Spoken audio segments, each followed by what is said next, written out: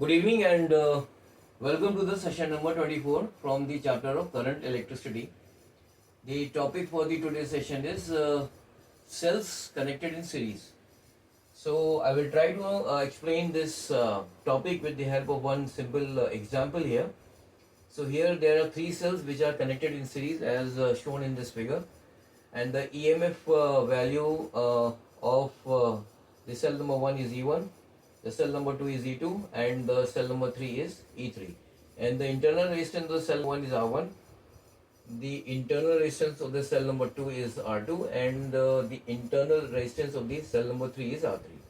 So in the case of the series connection, the equivalent EMF of this combination will be equal to E1 plus E1 plus E2 plus E3. Now if there are n identical cells, identical cell means that their EMF value is the same, and their internal resistance is also the same.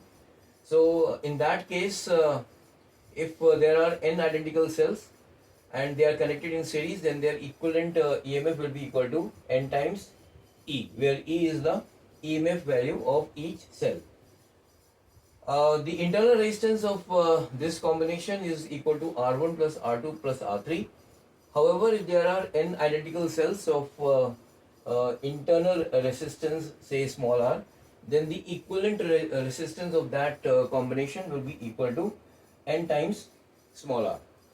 So in the next session, I will be discussing about the cells which are connected in parallel, and thereafter we will be taking up some numerical problems based on this topic and the topic in which I will be discussing about the cells which are connected in parallel.